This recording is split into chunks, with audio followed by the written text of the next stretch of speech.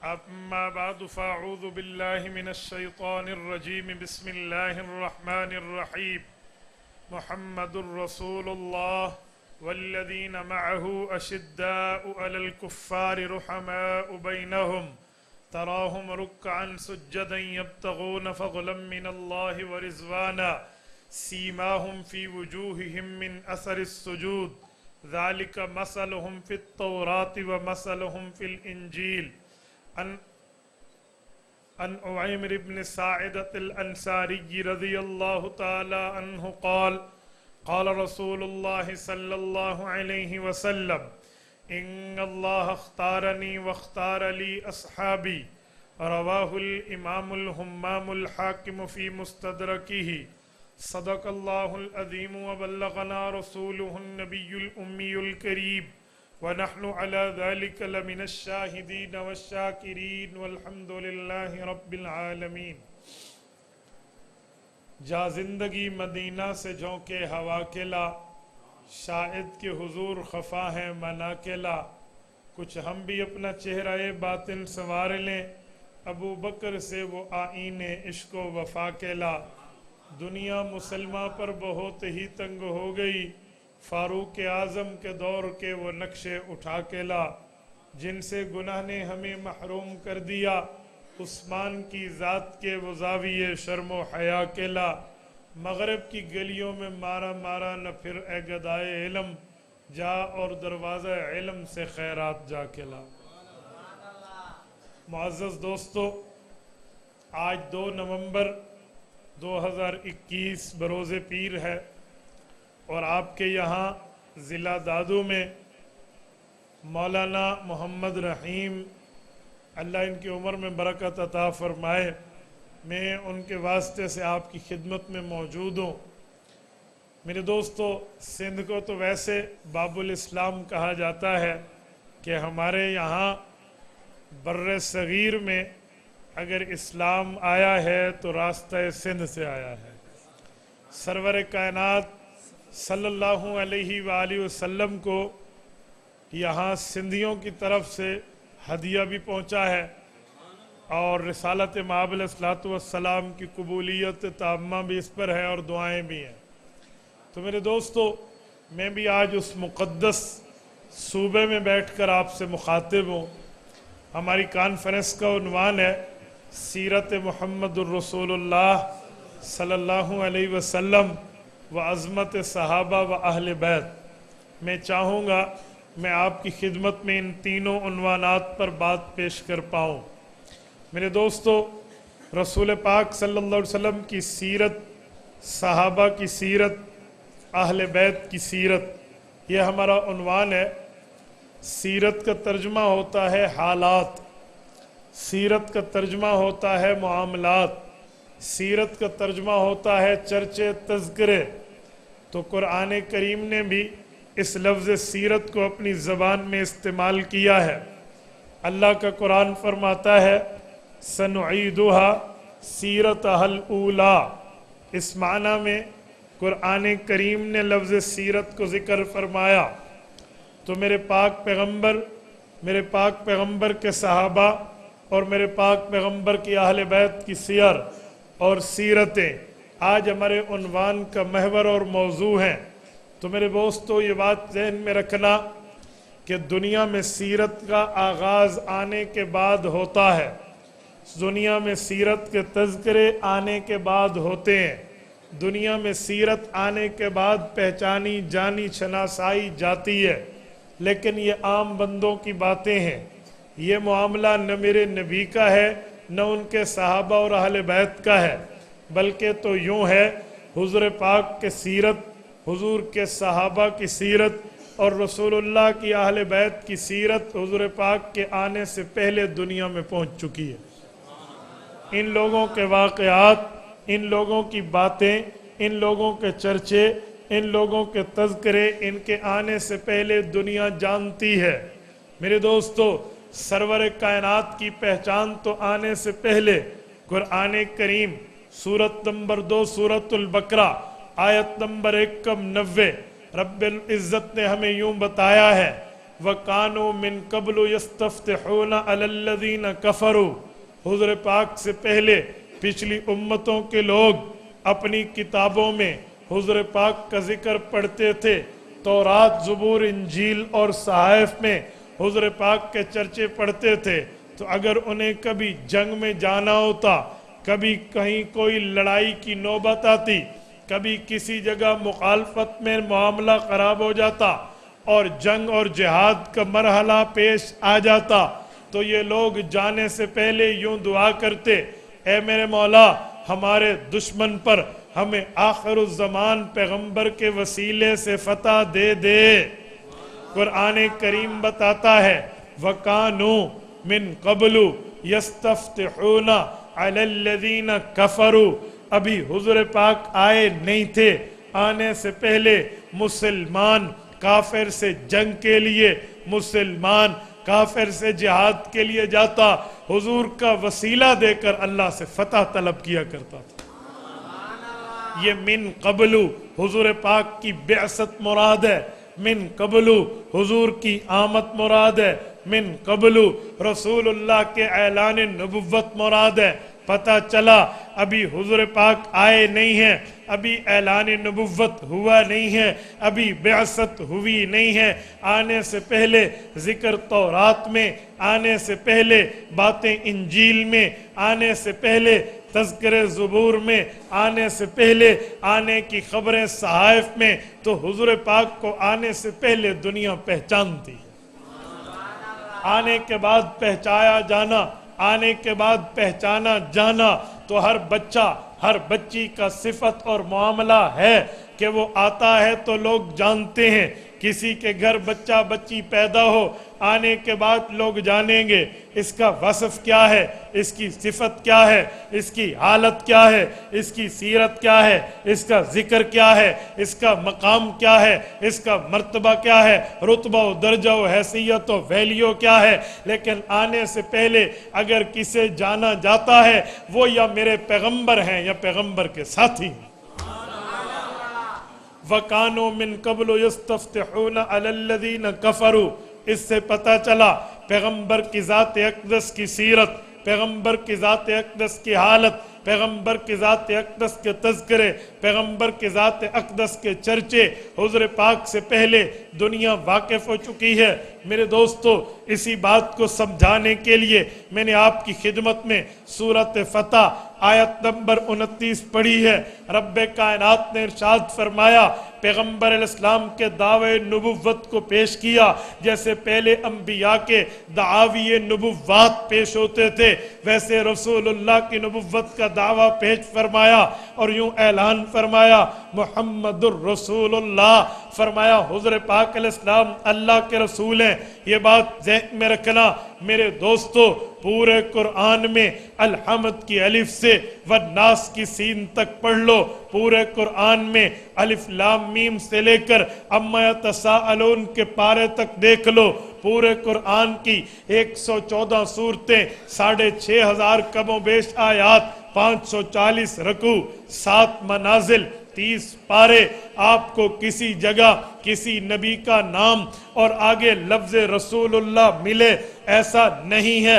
हजरत आदम से लेकर हजरत रसूलुल्लाह तक 1,24,000 कमोबेश अंबिया हैं। किसी नबी का रब ने नाम लेकर रसालत की बात की हो, ऐसी बात नहीं मिलती। फ़क़ाल लहुम रसूलुल्लाह, यूं तो कहा है हजरत सालेह अलैहिस्सलातु वस्सलाम की कौम के बारे में, लेकिन सालेह रसूलुल्लाह यूं नहीं कहा। हजरत ईसा के लिए कुल इन्नी रसूलुल्लाह की बात तो की है, लेकिन ईसा रसूलुल्लाह यूं नहीं कहा। हजरत मूसा के लिए वकल्लमल्लाहु मूसा तकलीमा कहा है, लेकिन हजरत मूसा के नाम के साथ रिसालत को नहीं जोड़ा। हज़रत यरफ़उ इब्राहीमुल क़वाइद मिनल बैत व इस्माईल कहा है।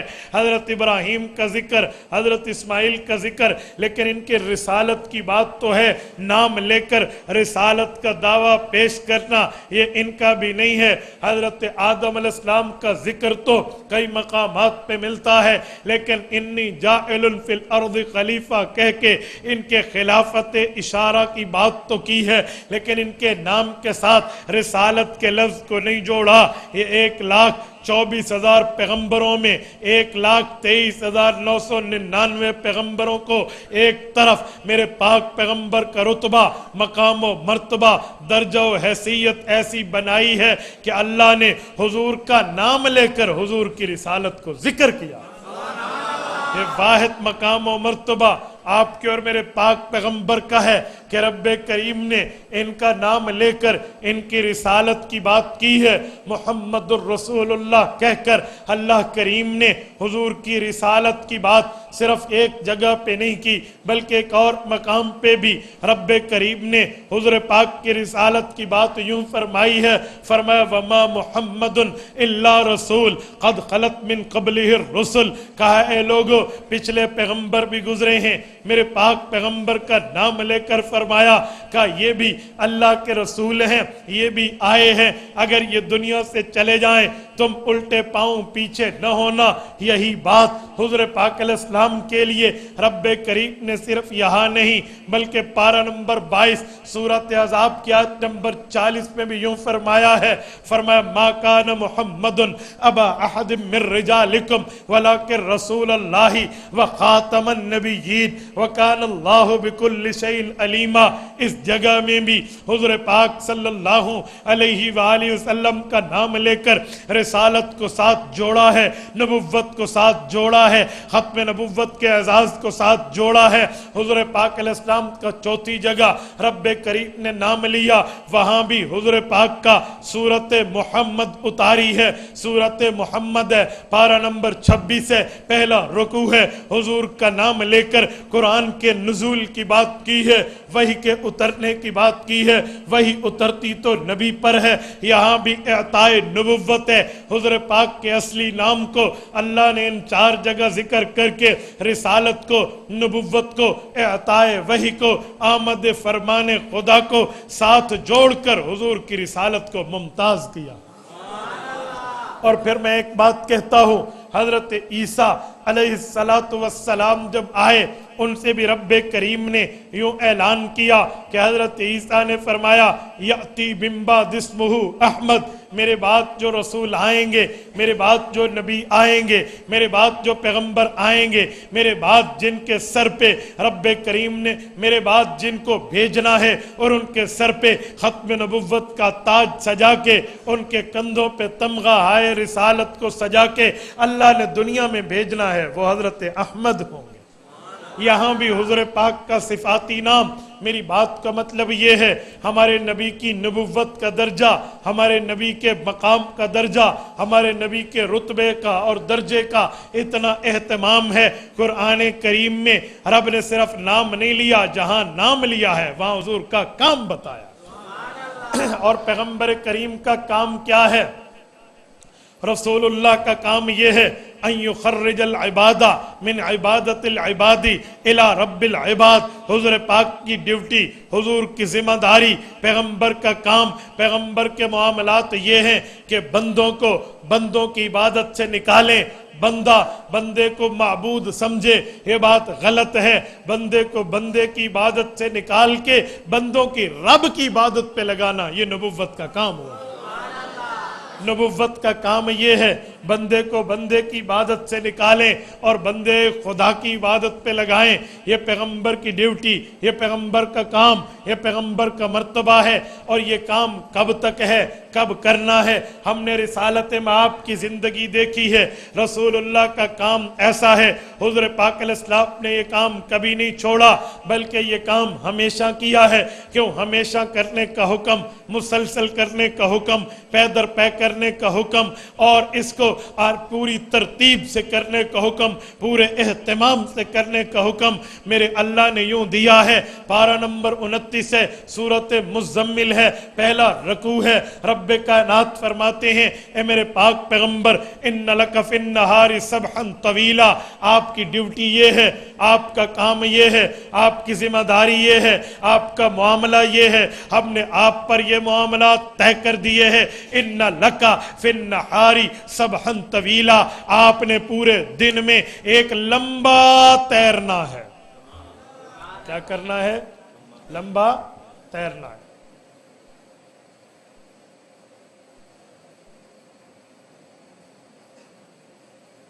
چلنے دیں، میں ایسے رکا ہوں، میں نے کہا ایک بندے اٹھ جائیں۔ جزاک اللہ۔ توجہ، رسول اللہ کی ذمہ داری یہ ہے، پیغمبر اب توجہ میری طرف رکھنا، پیغمبر علیہ السلام نے دن میں لمبا تیرنا ہے۔ سندھ کے غیور مسلمانوں، اولیاء کی زمین کے باسیوں، مجھے ایک بات بتاؤ، حضور پاک کو رب نے تیرنے کی بات کی ہے، پیغمبر کو رب نے سوئمنگ کی بات کی ہے، پیغمبر کائنات کو رب نے تیراکی کی ڈیوٹی دی ہے۔ یہ تیراکی کسے کہتے ہیں؟ تیراکی کا مطلب کیا ہے؟ کیا کوئی تالاب ہوگا، پیغمبر اس میں سوئمنگ کریں گے؟ کوئی سوئمنگ پول ہوگا، کوئی دریا ہے، کوئی نہر ہے، کسی جگہ سی سائیڈ پہ جا کر حضور پاک نے تیراکی کرنی ہے؟ کیا ایسا ہے؟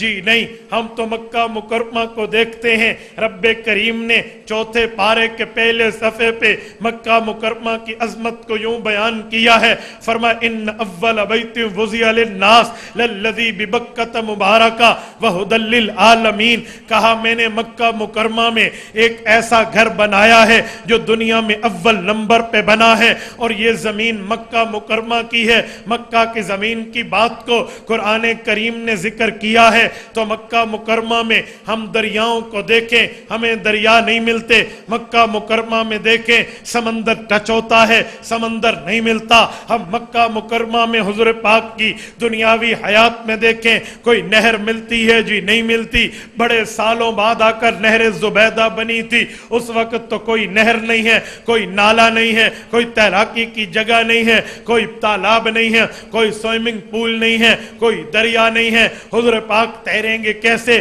رب کریم نے جو حکم دیا ہے وہ تکلیف مالا یطاق نہیں ہے کہ اس بات کا اللہ حکم میں پابند پیغمبر کو کر دے جس کام پہ پیغمبر کائنات کے ہاں وہ معاملہ ہو بھی نہیں۔ جی نہیں، یہ بات نہیں ہے۔ بات کیا ہے؟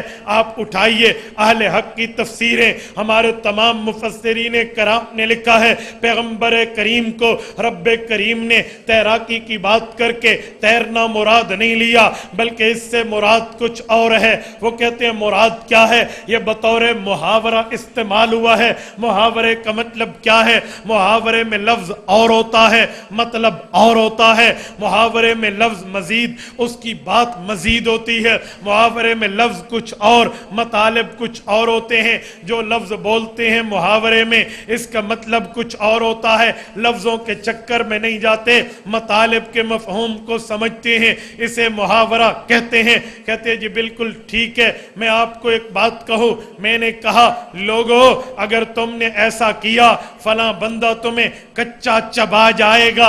اب بندہ تو نہیں چباتا، کچا کیسے چبائے گا؟ پکا کے تو بندوں کو نہیں کھایا جاتا، تو کچا کیسے کھائیں گے؟ کچا چبانے کا مطلب یہ ہے وہ تمہیں تحقیق کر دے گا، تمہیں مار دے گا، تمہارے اوپر ظلم کرے گا، تم پہ تشدد کرے گا، تم پہ معاملات اور کرے گا۔ اب لفظ اور ہے، مطلب اور ہے۔ ایسے میں آپ کو کہوں ہاں بھائی فلاں بندے کا معاملہ کیا ہے؟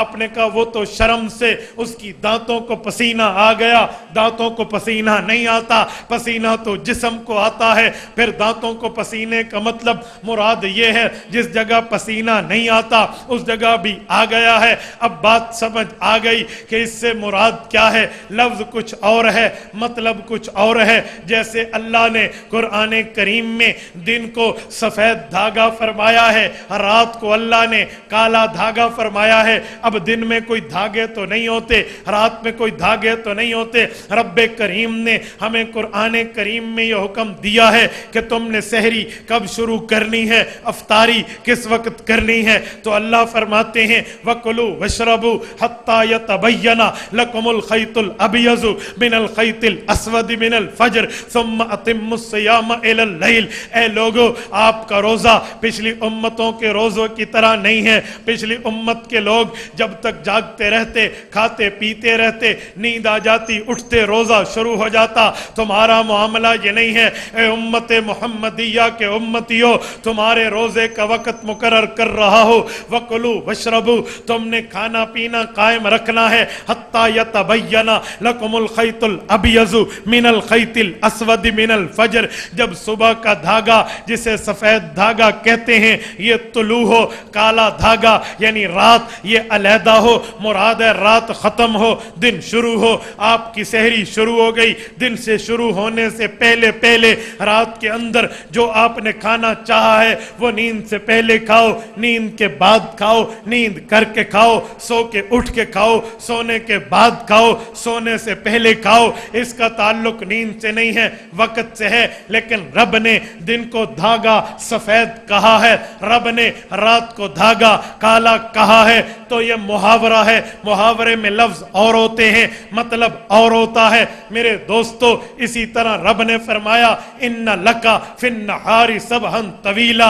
اے پیغمبر تم نے دن میں لمبا تیرنا ہے. اب تیرنا تو دریا میں ہوتا ہے، یہاں تو دریا نہیں ہے. یہ تو وہ جگہ ہے جس مکہ کو قرآن کہتا ہے بوادن غیر ذی زر. ادھر تو کوئی زراعت نہیں ہوتی، ادھر تو کوئی چیز اگتی نہیں ہے، یہاں تو کوئی چیز کاشت نہیں ہوتی سوائے ایک کھجور کے. یہاں کوئی پیداوار نہیں ہے. تو ادھر پانی نہیں ہے اس لیے پیداوار نہیں ہے. جب پیداوار ہوتی تو پانی ہوتا، جب پانی نہیں ہے تو تیراکی کیسے ہوگی؟ تو پیغمبر کریم کو رب نے تیراکی کی بات کیوں کی ہے جب پانی ہی نہیں ہے؟ تو یہ محاورہ ہے. تیراکی کی بات کر کے اللہ کچھ اور بتانا چاہ رہے، تیراکی کا مطلب بتا کے اللہ کچھ اور سنانا چاہ رہے. بھائی وہ کیا ہے؟ ہم نے دیکھا ہے پیغمبر کریم کو رب نے سورت نمبر 33 سورت احزاب پارہ نمبر 22 میں یوں فرمایا وَدَاعِيًا إِلَى اللَّهِ بِإِذْنِهِ وَسِرَاجًا مُنِيرًا. اے پیغمبر تو اللہ کی طرف دائی ہے، اللہ کی طرف بلانے والا ہے. تو نے شریعت کی دعوت، ایمان کی دعوت، اسلام کی دعوت، ایقان کی دعوت، اللہ کے کلمے کی دعوت دینی ہے. آپ کی ذمہ داری دعوت ہے. تو ادھر تیرنے کا معنی بھی دعوت ہے. تیرنے کا معنی شریعت کی تبلیغ ہے، دین کی تحکیم ہے، شریعت کی تمکین ہے، شریعت کی تدوین ہے، شریعت کو پہنچانا ہے، شریعت کو سنانا ہے، مسئلے کو بتانا ہے، آیت کو پڑھ کے سمجھانا ہے، حدیث کو دے کر تشریح کرانا ہے. تو پیغمبر کا تیرنا، پیغمبر کی دعوت، پیغمبر کا تیرنا شریعت کی باتیں، پیغمبر کی تیرنا دین کی باتیں، اسلام کی باتیں، احسان کی باتیں، ایقان کی باتیں، ایمان کی باتیں، یہ پیغمبر کا تیرنا ہے. سندھ کے مسلمانوں، اللہ نے پیغمبر کی ڈیوٹی یہ لگائی ہے کہ جیسے تیرنے والا تیرتا رہتا ہے تو نے ایسے ہی دعوت کو چلانے رہنا. ایک سوال اٹھتا ہے، اللہ چلنے کی بات کر دیتے، تیرنے کی بات کیوں کی ہے؟ سوال ہے ان لک فی النہار مشیا طویلا. آپ نے لمبا چلنا ہے، یوں تو نہیں کہا ان لک فی النہار رکبا طویلا. آپ نے لمبی سواری کرنی ہے، یوں تو نہیں کہا. بھئی سواری کی بات کیوں نہیں کی؟ چلنے کی بات کیوں کی ہے؟ رب کریم نے تیرنے کی بات کی ہے تو کیوں کی ہے؟ میرے دوستو، ضلع دادو کے مسلمانوں، بڑے طریقے سے توجہ رکھنا. میرے اس جملے کو کان کی کھڑکی کھول کے دل تک راستہ دینا. ایک چلنے والا ہوتا ہے، ایک سواری ہوتی ہے اور ایک تیرتا ہے. اس میں بڑا فرق ہے. جو زمین پہ چلتا ہے یا سواری پہ چلتا ہے اس کا مسئلہ اور ہے. جو پانی میں تیرتا ہے اس کا مسئلہ اور ہے. جو سوئمر ہوں گے، تیراک ہوں گے، غواص ہوں گے، تیر سکیں گے، وہ میری اس بات کو دل تک راستہ دیں گے کہ چلنے والا کبھی تھکتا ہے تو بیٹھتا ہے، چلنے والا آرام بھی کرتا ہے، چلنے والا وقفہ بھی کرتا ہے، چلنے والا اسٹاپ بھی کرتا ہے، چلنے والا حال حوال بانٹنے کے لیے کسی جگہ رکتا ہے. لیکن جو تیرنے والا ہوتا ہے وہ نان اسٹاپ ہوتا ہے، وہ وداؤٹ اسٹاپ ہوتا ہے، وہ وداؤٹ کے معاملات کے ساتھ چلتا ہے، وہ تیرتا ہے تو مسلسل تیرتا ہے، وہ تیرتا ہے تو کنٹینیوسلی تیرتا ہے، وہ تیرتا ہے تو بالکل تیرتا ہی چلا جاتا ہے۔ وہ اگر دریا میں رکے وہ رک نہیں سکتا، وقفہ کرے وہ وقفہ نہیں کر سکتا، سستیانا چاہے سستیا نہیں سکتا، آرام کرنا چاہے آرام نہیں کر سکتا، اسٹاپ کرنا چاہے اسٹاپ نہیں کرتا۔ اگر وہ کچھ ٹائم رکے گا بھی اپنی ٹانگیں ہاتھ پاؤں ہلاتا رہے گا تاکہ وہ پانی پر تیرتا رہے، ورنہ تو ڈوبنا ہے، ورنہ تو موت ہے، ورنہ تو ختم ہے، ورنہ تو اینڈ ہے۔ اسے تیرنا چاہیے، اسے چلنا چاہیے، اسے مسلسل سفر کرنا چاہیے، وہ رکے گا نہیں۔ میرے پاک پیغمبر کی ڈیوٹی نبوت کو، میرے پاک پیغمبر کی رسالت کی نگرانی کو رب نے اتنے کٹن کام کو ایک تیراکی میں یوں بیان فرمایا ان لکا فی النہار سبحن طویلا، اے پیغمبر ایک آپ کا وقت رات کا ہے، ایک آپ کا وقت دن کا ہے۔ جو وقت رات کا ہے وجعلنا اللیل لباسا، وہ رات کا وقت ایک لباس کا ہے۔ وہ باتیں تو نے مجھ سے کرنی ہے، معاملات مجھ سے کرنے ہیں۔ رات کو تیری ندائیں، تیری دعائیں، تیری التجائیں، تیری مناجاتیں وہ مجھ سے ہوں گی، میری باتیں وہ تم سے ہوں گی۔ لیکن جب سورج چڑھائے، دن کی تازگی ہو جائے، دن کی روشنی آ جائے، پھر آپ نے مسلسل دعوت دینی ہے، وقفہ نہیں کرنا، مسلسل دعوت دینی ہے، آرام نہیں کرنا، مسلسل دعوت دینی ہے، درمیان میں سٹاپ نہیں کرنا۔ آپ کی دعوت مسلسل چلتی ہے۔ مسلسل کا ایک معنی ہے کہ مسلسل بولتے رہو، اور مسلسل کا ایک معنی ہے کہ راستے میں روڑا اٹکائے پاؤں کے ٹھڈے سے دور کر دو، دعوت کو نہ چھوڑو۔ رکاوٹ آئے رکاوٹ کو ہٹا دو، پابندی آئے توڑ دو۔ معاملات آپ کو توحید کے بیان میں سامنے آئے تو فَاصْدَعْ بِمَا تُؤْمَرْ، حق کو کھل کے بیان کرو۔ اور رسول اللہ نے کیا ہے، اللہ کی قسم کیا ہے۔ سیرت ابن ہشام، امام ابن ہشام لکھتے ہیں ابو طالب پیغمبر کے رفیق چاچو، رسول اللہ کے چاچا جان عبد مناف بن عبد المطلب، ابو طالب آئے، آ کر لوگوں کی باتیں حضور کو بتائیں کہ مجمع میرے پاس آیا ہے، علاقے کے وڈیرے میرے پاس آئے ہیں، لوگ آئے ہیں، عہدیدار آئے ہیں، وہ کہتے ہیں اپنے یتیم بھتیجے کو سمجھا دے، اچھا نہیں ہوگا۔ میں نے کہا کیوں؟ کہتے وہ ہمارے بتوں کی مخالفت کرتا ہے، دعوت توحید پیش کرتا ہے، رسالت کی بات کرتا ہے، نبوت کا اعلان کرتا ہے، دین ایمان احسان ایقان کی باتیں کرتا ہے۔ اس کا اعلان ہے اللہ وحدہ لا شریک ہے، اس کا اعلان ہے اللہ نے اسے نبی بنا کے بھیجا ہے۔ اسے کہہ دو رسالت چھوڑ دے، اسے کہہ دو توحید چھوڑ دے، اسے کہہ دو اسلام و ایمان چھوڑ دے، اس کے بدلے ہم اس کی حکومت تادم عزیز قبول کریں گے، اس کے بدلے اس کے پاؤں میں تمام دنیا کے خزانے لا کر ڈھیر کریں گے۔ اسے کہہ دو اس کے بدلے دنیا کی حسینہ جمیلہ خوبصورت خاتون اس کے بستر پہ اس کی عزت بنائیں گے۔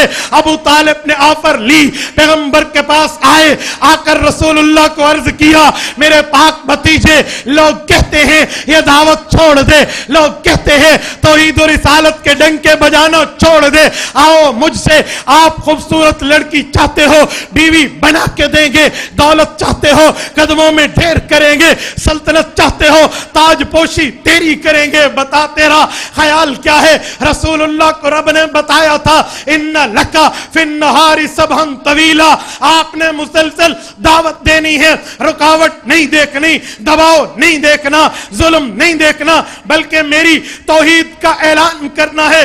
امام ابن ہشام لکھتے ہیں اللہ کے رسول نے فرمایا یا امی لو وضع الشمس علی یمینی والقمر علی یساری علی ان اترک ھذا الامر ما ترکتہ، دنیا کی لالچیں دینے والوں کو میرے چاچا جان بتا دو یہ دنیا کی لالچیں، دنیا کے آفر، دنیا کی دولتیں، دنیا کی سلطنتیں، دنیا کی حکمرانی کے تاج اور عورتوں کی باتیں یہ ساری الگ رہی۔ تم جاؤ آسمان کے سورج کی منت ترلا کرو، میرے دائیں ہاتھ پہ رکھ کے سورج کو میرا غلام بنا دو، آسمان کے چاند کے پاس جاؤ، آسمان کے چاند کو لا کے میرے بائیں ہاتھ پہ رکھ کے منت ترلا کر کے غلام بنا دو، اور کہو الا ان اترک ھذا الامر امر میں شریعت کی بات کو رسول اللہ نے فرمایا اللہ کی بات کو اسلام و ایمان کی بات کو مذہب اور دین کی بات کو چھوڑ دوں خدا کی قسم میں سورج چاند کو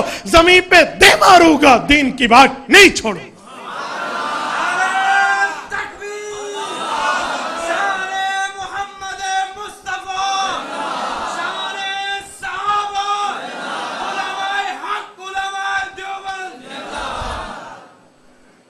یہ ہے ان لک فی النہار سبحا طویلا. پیغمبر علیہ السلام نے مسلسل تیرنا رکنا نہیں ہے. ایمان احسان ایقان دین کی دعوت کو نہیں چھوڑنا. یہ میرے پاک پیغمبر کی سیرت کی میں نے جھلک دی ہے. آؤ میں پیغمبر کے صحابہ اور اہل بیت پر بھی ایک ایک بات کر لوں. توجہ رکھنا. پیغمبر کے صحابہ پیغمبر کے یارانے کا نام ہے. پیغمبر کی اہل بیت پیغمبر کے گھرانے کا نام. ہم یارانے کے بھی قائل ہیں ہم گھرانے کے بھی قائل ہیں. ہم وہ نہیں ہیں شیطان و ابلیس کا کردار ادا کر کے یارانے اور گھرانے کو آپس میں لڑاتے پھرے. جی نہیں. میں حیران ہوں اس طبقے پر, ان لوگوں پر جو کہتے ہیں نبی کے صحابہ اور نبی کے معاملات میں اخلاص نہیں تھا.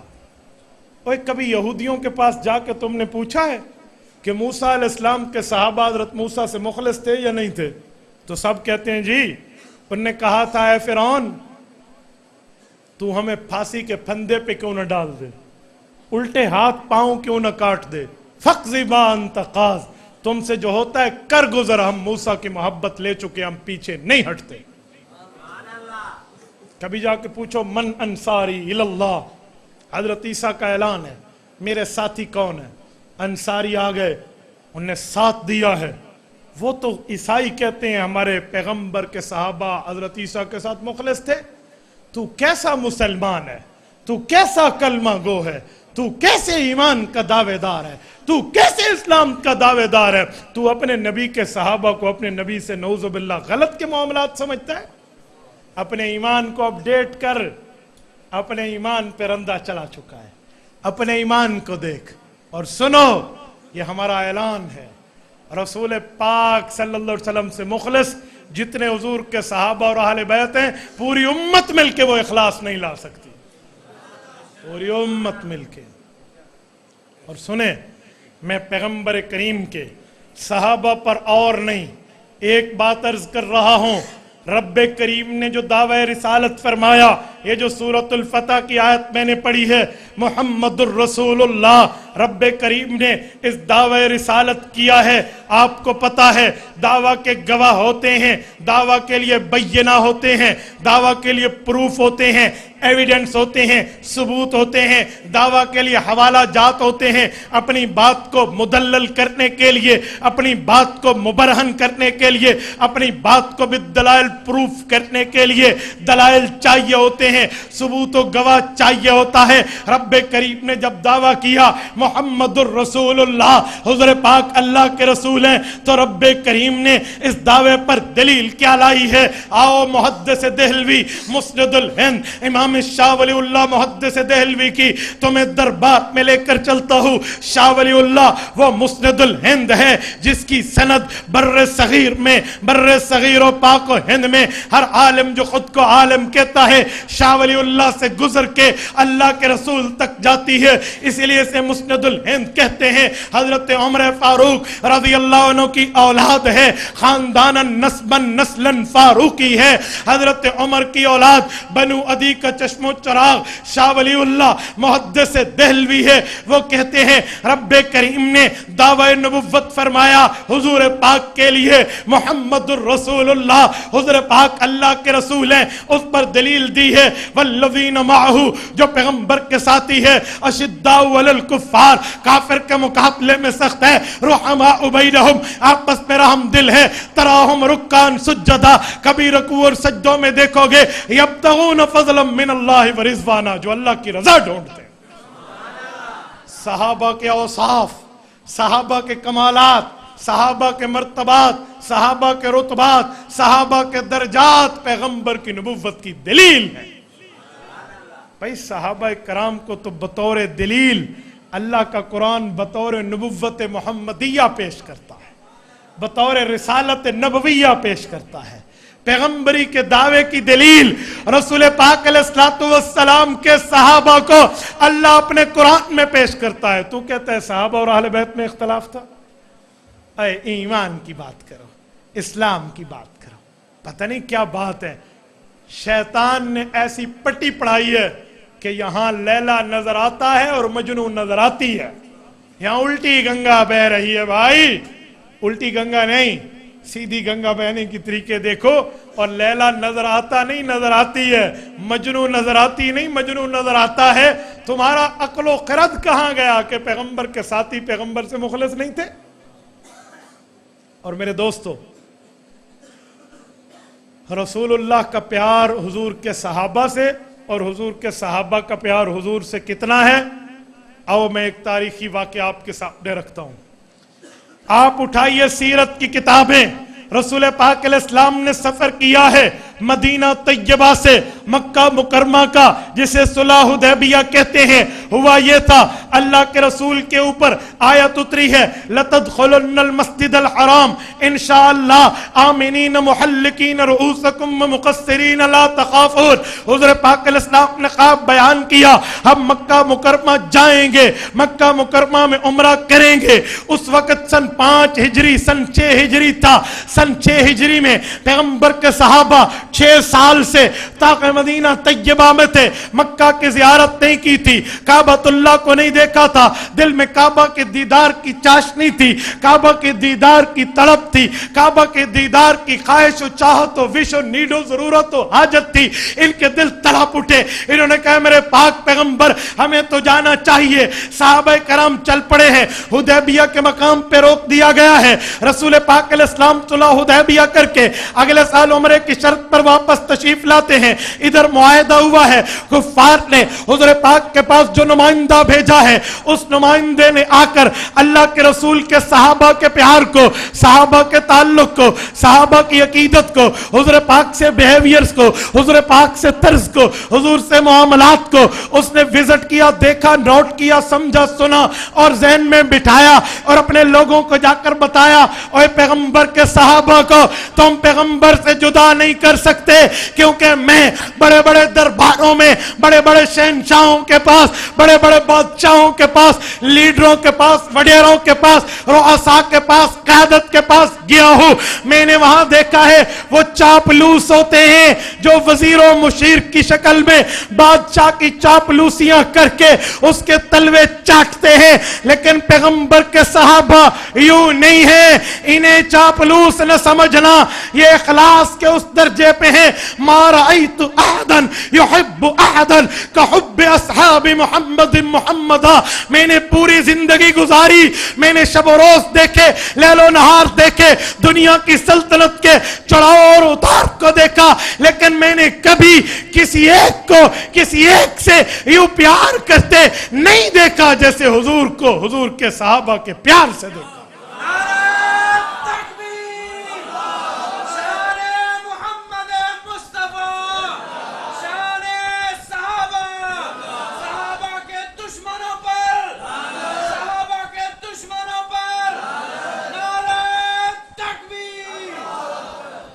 یہ پیغمبر کے صحابہ ہیں، ان صحابہ کرام کو تو رب نے محبتوں کے تاج کی بنیاد پہ رضی اللہ کے سرٹیفکیٹ دیے ہیں، مذاق نہیں ہے، رضی اللہ عنہم ورضوا عنہ۔ ہماری جو زمین پہ لڑنے والی فورس ہے اس کو کہتے ہیں بری فوج، کیونکہ زمین پہ چلتی ہے۔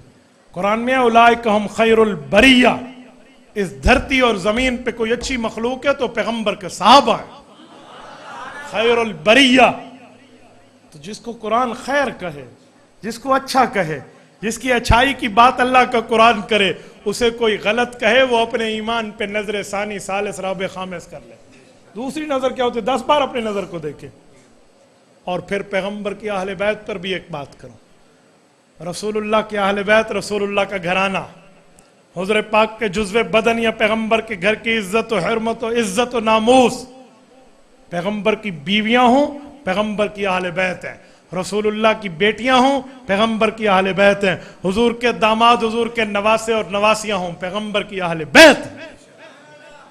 آپ اور ہم یہ بات سمجھتے ہیں کہ پیغمبر کی اہل بیت کا مقام اور مرتبہ بہت بڑا ہے، لیکن ان اہل بیت کو پورا بیان کرو، آدھا نہیں۔ آج کل لوگ اہل بیت کو آدھا بیان کرتے ہیں، وہ سمجھتے ہیں حضرت علی، حضرت فاطمہ، حضرت حسن، حضرت حسین رضی اللہ عنہم بس۔ کیوں؟ پیغمبر علیہ السلام کی ایک ہی بیٹی تھی، قرآن تو کہتے ہیں کل ازواجک و بناتک، پیغمبر کی کئی بیٹیاں ہیں، اور کئی امت کی بیٹیاں کہنے والوں آگے امت کی بیٹیوں کے لفظ علیحدہ ہے وَنِسَاءِ الْمُؤْمِنِينَ، تو امت کی بیٹیاں نہیں، پیغمبر کی اپنی بیٹیاں مراد ہیں۔ تو رسول اللہ کی تو کئی بیٹیاں ہیں، آپ وہ کیوں بھول گئے؟ اور اہل بیت کا کبھی ترجمہ تو کر لو، اہل بیت کا کیا ترجمہ ہے؟ ترجمہ تو کر لیں، مجھے بتائیں اہل تاریخ کیا ترجمہ ہے؟ تاریخ والے ہے ایسے؟ اہل کتاب کتاب، اہل حق، تو اہل بیت، بیت کسے کہتے ہیں؟ اہل بیت ترجمہ کریں۔ گھر والے میں پہلا اطلاق بیوی ہوتا ہے یا نہیں ہوتا؟ کوئی کہے میرے ساتھ گھر والے ہیں، ٹھہرو ذرا، پہلے مراد بیوی ہے، بیٹی اور باقی بات مراد بعد میں، وہ بھی ہیں لیکن پہلے بیوی ہے۔ شادی شدہ آدمی جب گھر والے کی بات کرتا ہے تو مراد بیوی ہے۔ ہاں کنوارا گھر والا کہے تو ہم بہن مراد لے لیں گے، ماں مراد لے لیں گے، لیکن جب شادی شدہ کہے تو کیا مراد ہے؟ بولیے بولیے یار، چپ ہو گئے ہو، تھکنا تو مجھے چاہیے۔ میں نے کل اس ٹائم سے لے کر میں نے ان 2 دنوں کا سفر میرا 2000 کلومیٹر سے زائد بنتا ہے، تھکنا تو مجھے چاہیے۔ میں تو نہیں تھکا، آپ تھک گئے۔ بولیے شادی شدہ جب گھر والے کہے تو مراد کون ہوتا ہے؟ تو جب قرآن رسول اللہ پہ اترا ہے، حضور کی شادی تھی یا اعوذ باللہ رسول اللہ کنوارے تھے؟ سورت احزاب تو سن 9 ہجری میں اتری ہے، جب پیغمبر کی تمام شادیاں ہو چکی ہیں۔ تو جب حضور پاک علیہ السلام شادی شدہ ہیں اور قرآن اہل بیت کہتے ہیں تو مراد بیوی نہیں ہوگی؟ سبحان اللہ، عقل کو اپڈیٹ کرنا چاہیے، جو کہتے ہیں اس سے مراد بیوی نہیں ہے۔ میں انکار نہیں کرتا حضرت فاطمہ کا، حضرت علی کا، بیٹیوں کا، بیٹوں کا، نواسوں کا، نواسیوں کا انکار نہیں کرتا، وہ بھی اہل بیت ہیں، لیکن پیغمبر کی بیویاں بھی پیغمبر کی اہل بیت ہیں۔ سورت نمبر 33 سورت احزاب، پارہ نمبر 22، پہلا صفحہ۔ یا نساء النبی لستن کاحد من النساء ان اتقیتن فلا تخضعن بالقول فیطمع الذی فی قلبہ مرض وقلن قولا معروفا۔ قرآن کریم نے پیغمبر کی بیویوں کو خطاب کر کے بات کی ہے، اور پھر پیغمبر کی بیویوں کو خطاب کر کے قرآن کریم کہتا ہے اے پیغمبر کی بیویوں، بات چلاتے چلاتے رب کریم فرماتے ہیں انما یرید اللہ لیذہب عنکم الرجس اہل البیت ویطہرکم تطہیرا۔ رب کریم آگے فرماتے ہیں وَاذْكُرْنَ مَا يُتْلَى فِي بُيُوتِكُنَّ مِنْ آیَاتِ اللَّهِ وَالْحِکْمَةِ إِنَّ اللَّهَ كَانَ لَطِیفًا خَبِیرًا۔ پیغمبر نے اہل بیت کی آیت پیغمبر پہ اتری ہے، اس سے پہلے بھی پیغمبر کی بیوی، اس کے بعد بھی پیغمبر کی بیوی مراد ہے، تو درمیان میں بھی پیغمبر کی بیوی مراد ہے۔ پیغمبر کی اہل بیت جہاں اور ہیں وہاں حضرت خدیجہ پیغمبر کی بیوی، پیغمبر کی اہل بیت حضرت عائشہ پیغمبر کی بیوی، پیغمبر کی اہل بیت حضرت سودا پیغمبر کی بیوی، پیغمبر کی اہل بیت حضرت ماریہ قبطیہ پیغمبر کی بیوی، پیغمبر کی اہل بیت حضرت ام سلمہ پیغمبر کی بیوی، پیغمبر کی اہل بیت حضرت جویریہ پیغمبر کی بیوی، پیغمبر کی اہل بیت حضرت صفیہ پیغمبر کی بیوی، پیغمبر کی اہل بیت حضرت میمونہ پیغمبر کی بیوی، پیغمبر کی اہل بیت حضرت زینب بنت جحش پیغمبر کی بیوی، پیغمبر کی اہل بیت حضرت ام حبیبہ پیغمبر کی اہل بیت، پیغمبر کی بیوی حضرت ام حبیبہ پیغمبر کی بیوی، پیغمبر کی اہل بیت۔ اور میرے دوستو یہ تمام کے تمام پیغمبر کی بیویاں بھی ہیں، پیغمبر کی اہل بیت بھی رضی اللہ عنہم، حضرت زینب بنت خزیمہ بھی، ساری میں آخری چھوڑ گیا۔ تو یہ پیغمبر علیہ السلام کی بیویاں ہیں، یہ پیغمبر کی اہل بیت ہیں، اور قرآن نے اہل البیت کہا ہے۔ جب یہ آیت اتری تو رسول اللہ نے اہل بیت کے مفہوم کو وسعت دی.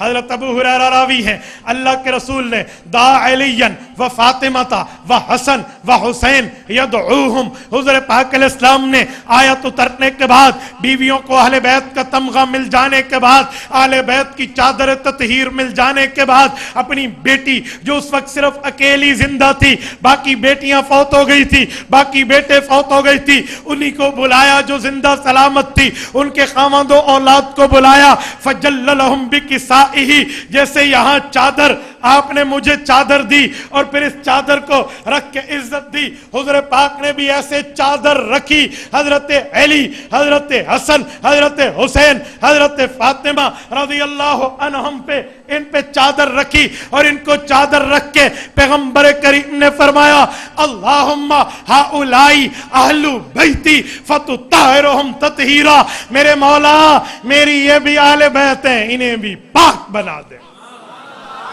اہل سنت دین کو پورا مانتا ہے. ہم اللہ کے بنائے ہوئے، خدا کے بنائے ہوئے اہل بیت بھی مانتے ہیں، مصطفیٰ کے بتائے ہوئے اہل بیت بھی مانتے ہیں. اور ہمارا اعلان ہے اس اہل بیت کا منکر بھی بے ایمان، اس اہل بیت کا منکر بھی بے ایمان. ہمارے تبلیغی جماعت کے بزرگ کہتے ہیں پورے دین پر چلنے میں کامیابی ہے یا ادھورے دین پر؟ بولیے. تو پھر پورے اہل بیت ماننے میں کامیابی ہے، ادھورا نہیں مانیں گے ہم دین کو پورا مانیں گے. تو میرے دوستوں میں نے بات چلائی تھی پیغمبر کی سیرت پر، صحابہ کی سیرت پر، اہل بیت کی سیرت پر. یہ ساری بات کر کے میں خلاصہ دے رہا ہوں آپ کو اور ہمیں. یہ دعوت فکر ہے. مولانا رحیم نے آپ کو اور ہمیں بلایا اس لیے نہیں کہ وہ کہیں جی میرا استاد بہت اچھی تقریر کرتا ہے، اور میں بھی اسی لیے نہیں کہ میں اچھا بولتا ہوں. آپ اور ہم صرف اسی لیے جمع ہیں کہ اس پیغمبر، اس کے صحابہ اور اہل بیت کے کردار کو اپنی زندگیوں میں اجاگر کریں گے. کون کون کرے گا؟ ہاتھ کھڑا کر کے میری تائید کیجئے جو میرے ساتھ دیتے ہیں کہ ہم اپنی زندگیوں میں پیغمبر کی اہل بیت کی زندگیوں کو اجاگر کریں گے، پیغمبر کے صحابہ کی زندگیوں کو اجاگر کریں گے، رسول پاک علیہ السلام کی تعلیمات کو عام کریں گے، رسول اللہ کے فرمان کو عام کریں گے، اللہ کے قرآن کو عام کریں گے، رسول اللہ کی سیرت کو اپنائیں گے، حضور پاک نے جس کا حکم کیا اس پہ عمل کریں گے، حضور پاک نے جن سے منع کیا اس سے منع ہو جائیں گے. کرتے ہیں. اللہ کے گھر میں دیکھو جھوٹ نہ بولنا، ہاتھ کھڑا کر کے کرو گے، سارے ساتھی باہر والے بھی کریں گے. اللہ کے لیے حضور پاک کی سیرت کو عام کیجئے. بس صرف چاہیے یہی کہ ہم عمل کرنے والے بنے. اور اگر عمل ہے تو پھر میں آخر میں ایک جملہ کہہ کر علامہ اقبال کی بات سنا کر بات ختم کر رہا ہوں. عمل سے زندگی بنتی ہے، جنت بھی جہنم بھی، یہ خاکی اپنی فطرت میں نہ نوری ہے نہ ناری. اقول قولی ھذا واستغفر اللہ وآخر دعوانا ان الحمد للہ.